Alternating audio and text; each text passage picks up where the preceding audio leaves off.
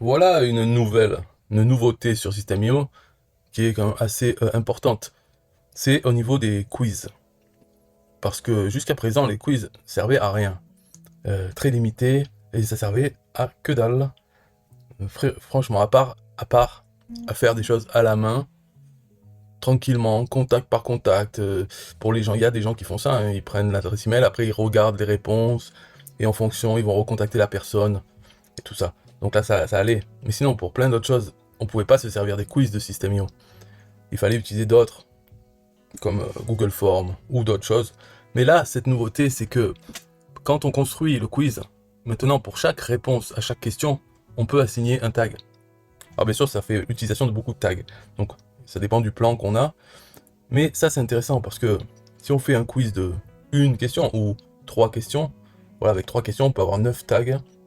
Et ensuite, donc à la fin de ce quiz, il demande l'adresse email.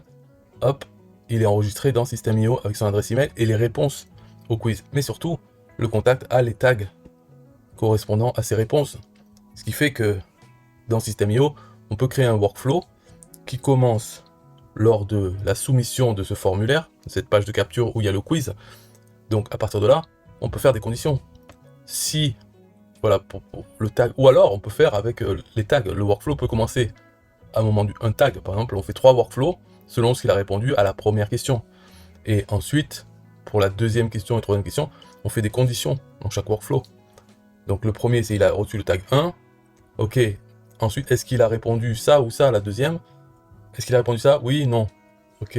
On peut faire un workflow qui va, au final, par exemple, envoyer un email ou abonner à une campagne email spécifique à ces réponses. Alors, bien sûr, l'utilisation, je ne vais pas rentrer dans les détails, puis même, je ne connais pas moi-même toutes les ce qu'on pourrait utiliser, mais il y en a qui utilisent les quiz. C'est pour, comment dire, cibler, enfin, c'est pour, je sais pas quoi le mot, les prospects. Pour voir, par exemple, pour les panneaux solaires, est-ce que tu es propriétaire ou locataire? Si tu as répondu locataire, voilà, ça sera pas bon pour installer des panneaux solaires, ou alors des panneaux solaires portatifs. Si tu es propriétaire, ok, combien tu dépenses en énergie? Plus de temps, moins de temps, pour pouvoir personnaliser les offres après. Parce que ça peut être pour les panneaux solaires, mais après, par exemple, la personne est locataire. Ok, donc en gros, elle va pas vouloir des panneaux solaires, mais peut-être qu'elle veut une clim d'appoint, j'en sais rien. Voilà, mauvais exemple parce que j'en sais rien. Il faut penser. Ou alors les tests, les quiz psychologiques. Là aussi, j'en sais rien. Mais disons qu'on peut savoir qu'est-ce qu'il a répondu à la première question, la deuxième, etc. Et peut-être dans un quiz, il peut y avoir plusieurs questions, et toujours avec les mêmes tags. Parce que chaque réponse veut dire que, bah, par exemple, il est, on peut dire, une personnalité est représentée par un code couleur. Et il y a 4 couleurs différentes. Donc on peut, pour chaque question, chaque réponse, assigner un tag d'une couleur. Alors après, c'est sûr, on peut pas avoir les chiffres. Ou alors on pourrait le faire en disant, bon, on se complique la vie là, j'arrête de parler. De toute façon, la vidéo est finie, c'est pour dire que ça, enfin, c'est quelque chose de bien puissant comparé à l'existant. Qu'est-ce qu'il y avait avant? Ça servait pas à grand chose. Alors que là, d'un coup, les quiz peuvent servir à quelque chose parce que ça assigne des tags. Donc ensuite, avec les règles, l'automatisation, les workflows, il y a beaucoup de choses à faire avec les tags. Donc c'est bien.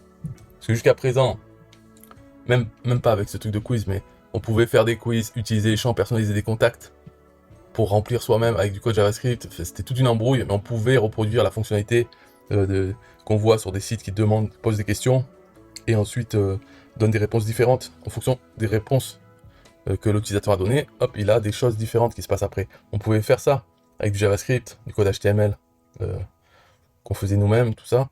Mais là, avec le quiz, on peut maintenant le faire. Donc c'est une bonne chose. Bye bye.